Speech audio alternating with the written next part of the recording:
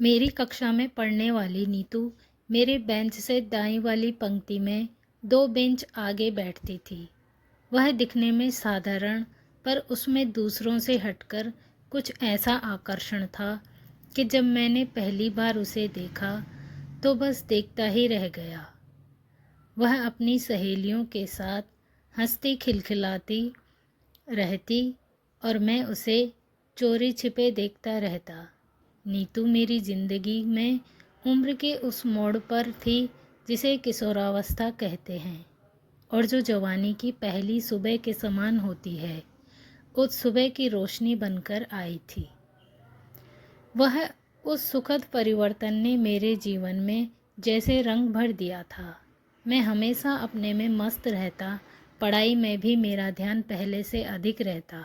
Mummy papa टोकते उससे पहले ही मैं पढ़ने बैठ जाता और सुबह सुबह स्कूल जाने के लिए हड़बड़ा कर उठता। आज सोचता हूँ तो लगता है काश वक्त वहीं ठहर जाता। नीतू मुझसे कभी जुदा न होती, पर जीवन के सुनहरे दिन कितने जल्दी बीत जाते हैं।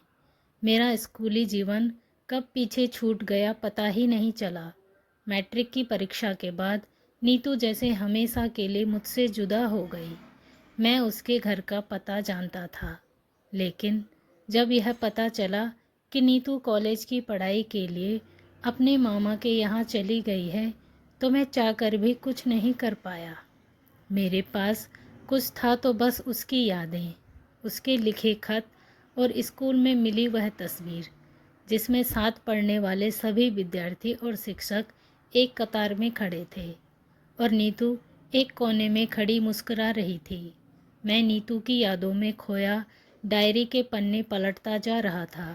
तभी दरवाजे पर दस्तक सुनकर चौंक गया।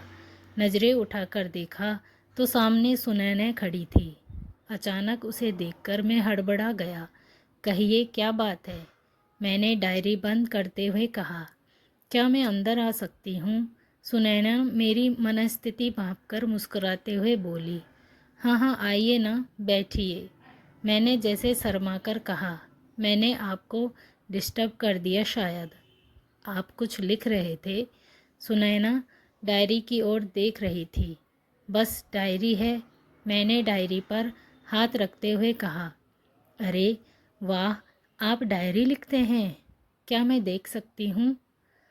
सुनैना की आंखों में पता नहीं क्यों चमक आ गई थी। किसी की पर्सनल डायरी नहीं देखनी चाहिए, मैंने मुस्कुराकर मना करने के उद्देश्य से कहा, क्योंकि वैसे भी वह डायरी में उसे नहीं दिखा सकता था। क्या हम इतने गैर हैं?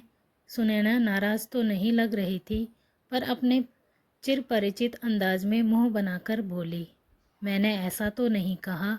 मैंने फिर मुस्कुराने का प्रयास किया। खैर छोड़िए, पर कभी तो मैं आपकी डायरी पढ़ कर ही रहूँगी। सुनैना के चेहरे पर अब बनावटी नाराज़गी थी। उसने अपनी झील जैसी बड़ी बड़ी आंखों से मुझे घूरते हुए कहा, अभी चलिए, आपको बुलाया जा रहा है। बैठक में भैया भाभी सभी बैठे पर मेरा मन तो कहीं अंताक्षरी खेलने का कार्यक्रम मना कैसे बनाया गया था। ना चाहकर भी खेलने बैठ गया। सुनैना पूरे खेल के दौरान अपने गीतों से मुझे छेड़ने का प्रयास कर रही थी। सुनैना मेरी भाभी की छोटी बहन थी। अपने नाम के अनुरूप ही उसकी गहरी नीली झील सी आंखें थी। वह थी भी बहुत खूबसूरत। उसके चेहरे से हमेशा एक आभासी फूटती नज़र आती। उसके काले घने चमकदार बाल कमर तक अटखेलियाँ करते रहते। वह हमेशा चंचल हिरनी के समान फुदकती फिरती। वह बहुत ही मिलनसार और बिल्कुल खुले दिल की लड़की थी। यही वजह थी कि उसे सब बहुत पसंद करते थे और मजाक में ही सही, पर सभी ये कहते, इस घर की छोटी बहू कोई बनेगी तो सिर्फ सुनैना ही बनेगी। मैं सुनकर बिना किसी प्रतिक्रिया के चुपचाप रह जाता, पर कभी कभार ऐसा लगता जैसे मेरी इच्छा मेरी भावनाओं से किसी को कोई लेना देना नहीं है। पर मैं दोष देता हूँ तो किसे देता? किसी को तो पता ही नहीं था कि मेरे दिल में जो लड़की बसी है वह सुनैना नहीं, नीतू है। दूसरे दिन सुनैना वापस जा रही थी। भाभी ने आकर मुझे उससे घर तक छोड़ने को कहा। मैं जाना जा रहा था, यह मेरे और सुनैना को लेकर घर वालों के मन में जो खिचड़ी पक रही थी उसी साजिश का हिस्सा है। पर अंदर ही अंदर मैं खुश भी था। मैं मन ही मन सोच रहा था, आज रास्ते में सुनैना के सामने सारी बातें स्पष्ट कर दूंगा। सुनैना मेरे पीछे चिपक कर बैठी हुई थी। मैं आदतन सामान्य गति मोटरसाइकिल चला रहा था। वह अपनी हरकतों से मुझे बार बार छेड़ने का प्रयास कर रही थी। मैं चाहकर भी उसे टोक नहीं पा रहा था। वह बीच बीच में नदिया के पार फिल्म का गाना गुनगुनाने लगती और रास्ते भर तरह तरह की बातों से मुझे उकसाने का प्रयास करती रहती। पर मैं थोड़ा बहुत जवाब देने के अलावा बस कभी कभार मुस्कुरा देता। जब हम शहर की भीड़ भाड़ से बाहर खुली सड़क पर निकले तो दृश्य भी नदिया के पार फिल्म के जैसा ही था। बस अंतर इतना था कि मेरे पास बैलगाड़ी की जगह मोटरसाइकिल थी। सड़क के दोनों किनारे कतार में खड़े बड़े बड़े पेड़ थे। सामने दोनों तरफ खेतों में लहलहाती फसलें और वनों से आच्छादित पहाड़ियों की श्रृंखलाएं नजर आ रही थी। बड़ा ही मनोरम दृश्य था। मेरा मन अनायास ही उमंग से भर उठा, जैसे सुनैना का साथ देकर मैं भी कोई गीत गुनगुनाऊं। पर अचानक नीतू का ख्याल आते ही मैं फिर से गंभीर हो उठा। मैंने मन ही मन सोचा कि मुझे नीतू के बारे में सुनैना को स्पष्ट बता देना चाहिए, पर पता नहीं क्यों मेरा दिल जोरों से धड़कने लगा।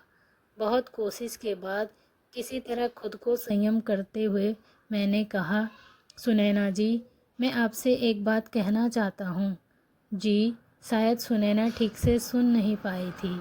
मैंने मोटरसाइकिल की गति धीमी करने के बाद फिर से कहा, मैं आपसे एक बात कहना चाहता हूँ। क्या कोई सीरियस बात है? सुनैना कुछ इस तरह मजाक भरे अंदाज में बोली, जैसे मेरे जज्बातों से वह अच्छी तरह वाकिफ़ हो। मगर मैं जो कहने जा रहा था शायद उससे उसका दिल टूट जाने वाला था। सो मैंने गंभीर होकर कहा, मैं आपको जो बताने जा रहा हूँ मैंने आज तक किसी से नहीं कहा। दरअसल मैं एक लड़की से प्यार करता हूँ। उस लड़की का नाम नीतू है। वह मेरे साथ पढ़ती थी।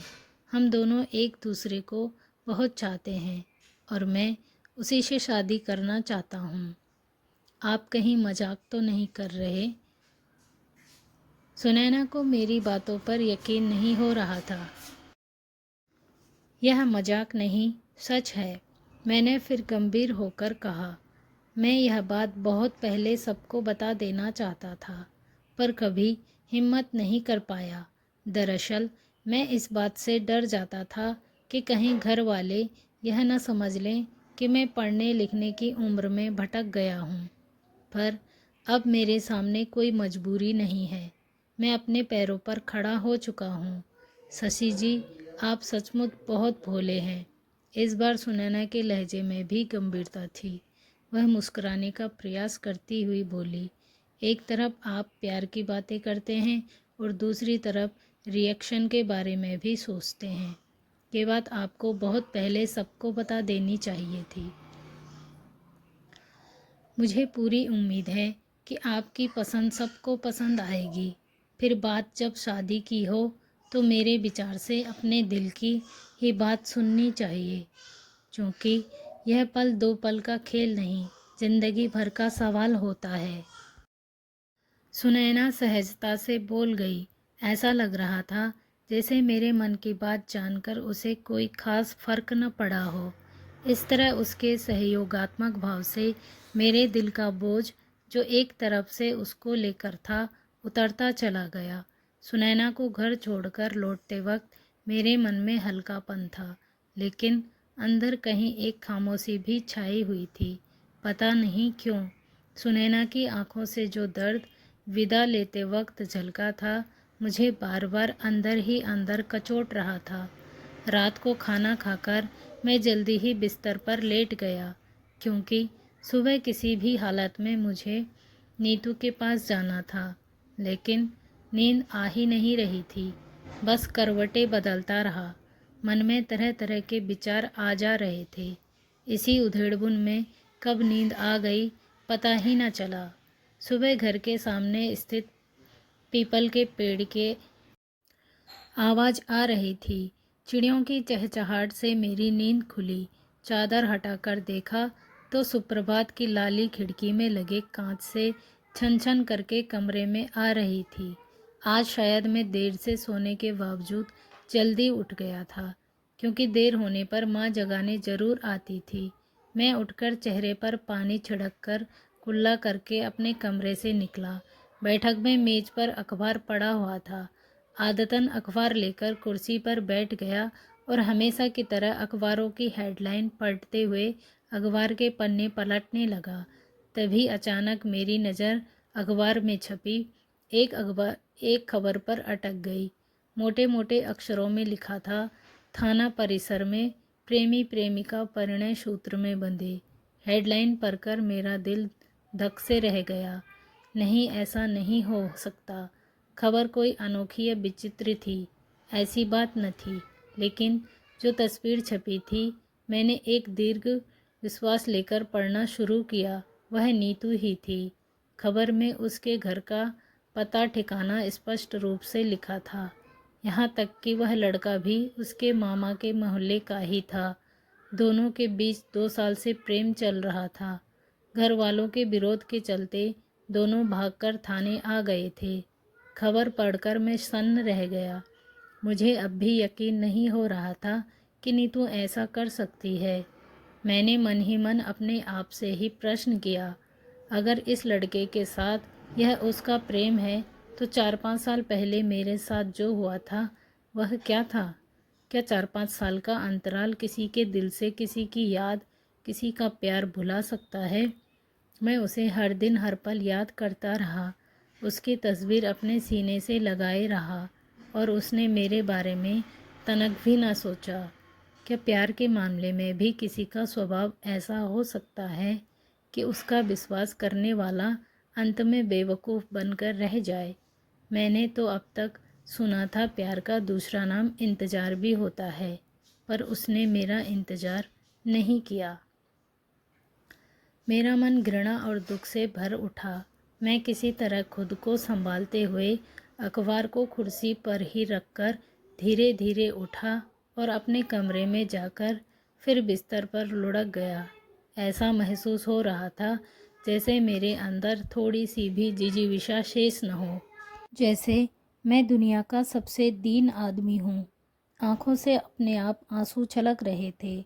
सामने टेबल पर वही तस्वीर थी जिसमें नीतू अब भी मेरी ओर देखकर मुस्कुरा रही थी, जैसे मेरे जज्बातों से, मेरे दिल के दर्द से उसे कोई लेना देना न हो। जी में आया तस्वीर को उठाकर खिड़की से बाहर फेंक दूं कि तभी माँ चाय लेकर आ गई। अरे, तो फिर सो रहा है क्या? अभी तो पेपर पढ़ रहा था। मैंने झटपट अपने चेहरे पर हाथ रखकर पलकों पर उंगलियां रख दी हुए अपने आंसू छिपाते हुए कहा, नहीं, सिर थोड़ा भारी लग रहा है। रात को देर से सोया होगा, पता नहीं रात रात भर जागकर क्या लिखता रहता है। ले चाय पी ले, इससे थोड़ी राहत मिलेगी। चाय का कप हाथ में थमा कर मेरे माथे पर स्नेहपूर्वक हाथ फेरते हुए माँ ने कहा, तेल लाकर थोड़ी मालिश कर देती हूँ। नहीं, ठीक है माँ, वैसा दर्द नहीं है। शायद देर से सोया था इसलिए ऐसा लग रहा है, मैंने फिर बात बनाकर कहा। माँ जब कमरे से निकल गई तो मैं किसी तरह अपने आप को समझाने की कोशिश करने लगा, पर दिल में उठ रही टीस जैसे बढ़ती ही जा रही थी। मन कह रहा था, जाकर एक बार उस बेवफा से मिल आओ। आखिर उसने मेरे साथ ऐसा क्यों किया? क्या वह इंतज़ार नहीं कर सकती थी? उन वादों कसमों को वह कैसे भूल गई जो हमने स्कूल से विदाई की उस आखिरी घड़ी में एक दूसरे के सामने खाई थी? ना चाहते हुए भी मेरे मन में रह रहकर सवाल उठ रहे थे। अपने आप को समझाना जैसे मुश्किल हो जा रहा था। मन की पीड़ा जब बर्दाश्त से बाहर होने लगी तो मैं फिर से बिस्तर पर लेट गया। उसी वक्त अचानक भाभी मेरे कमरे में आई। उन्हें अचानक सामने देखकर मैं घबरा गया। किसी तरह अपने मनोभाव छिपाकर मैं बिस्तर से उठा। कुछ देर पहले भाभी के मायके से फ़ोन आया था। सुनैना की तबीयत बहुत ख़राब थी। वह कल तो यहाँ से गई थी, अचानक पता नहीं उसे क्या हो गया। भाभी काफ़ी चिंतित थी।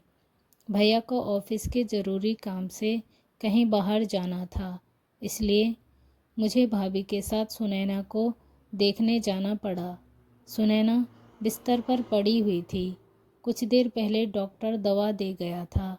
वह अभी भी बुखार से तप रही थी। उसकी आंखें सूजी हुई थी। देखकर ही लग रहा था जैसे वह रात भर रोई हो।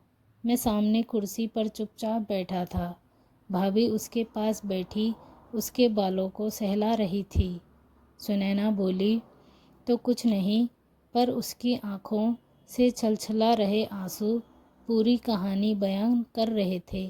सारा माजरा समझकर भाभी मुझे किसी अपराधी की तरह घूरने लगी। मैं सिर झुकाए चुपचाप बैठा था। कुछ देर बाद भाभी कमरे से निकल गई। कमरे में सिर्फ हम दोनों थे। सुनैना जैसे शून्य में कुछ तलाश रही थी। उसे देखकर मेरी आंखों में भी आंसू आ गए। अचानक महसूस हुआ कि यदि अब भी मैंने सामने स्थित जलाशय को ठुकराकर मृग मरीचिका के पीछे भागने का प्रयास किया तो शायद अंत में पछतावे के सिवा मेरे हाथ कुछ नहीं लगेगा। मैंने बिना देर किए सुनैना के पास जाकर याचना भरे स्वर में कहा, सुनैना जी, मैंने आपसे जो कहा था वह मेरा भ्रम था। मैंने बचपन के खेल को प्यार समझ लिया था। मुझे आज ही पता चला कि उस लड़की ने एक दूसरे लड़के से प्रेम विवाह कर लिया है। मैं नादानी में आपसे पता नहीं क्या क्या कह गया। सुनैना अपनी डबडबाई आंखों से अब भी शून्य में निहार रही थी। कुछ देर रुककर मैंने फिर कहा, कुदरत ज़िंदगी में सबको सच्चा हमदर्द देती है, पर अक्सर हम उसे ठुकरा देते हैं। मैंने भी शायद ऐसा ही किया है। लड़कपन से अब तक ख्वाबों के पीछे भागता रहा। मेरा गला भर आया था। सुनैना मुझे टुकुर टुकुर देख रही थी। उसकी आंखों से टपकते आंसू उसके गालों पर लुढ़क रहे थे। मुझे पहली बार उसकी आंखों में अपने लिए प्यार नज़र आया था। मैंने किसी छोटे बच्चे की तरह भावुक होकर कहा, देखो, मुझे मत ठुकराना, वरना मैं जी नहीं पाऊंगा। और हाथ बढ़ाकर उसके गालों को छू रहे आंसुओं को पोंछने लगा। सुनैना के होंठ कुछ कहने के प्रयास में थरथरा उठे, पर जब वह कुछ बोल न पाई तो अचानक मुझसे लिपटकर जोर जोर से सुबकने लगी। मैंने भी उसे कसकर अपनी बाहों में भर लिया। हम दोनों की आंखों से आंसू बह रहे थे। मैं सोच रहा था, मुझे अब तक क्यों पता नहीं चला कि हमेशा चंचल, बेफिक्र और नादान सी दिखने वाली इस लड़की के दिल में मेरे लिए इतना प्यार छिपा था। भाभी दरवाजे के पास खड़ी मुस्कुरा रही थी, पर उनकी आंखों में भी खुशी के आंसू थे। और हम दोनों ने अपनी ज़िंदगी एक दूजे को समर्पित कर दी और हसीन व खूबसूरत अपनी राह की तरफ चल दिए।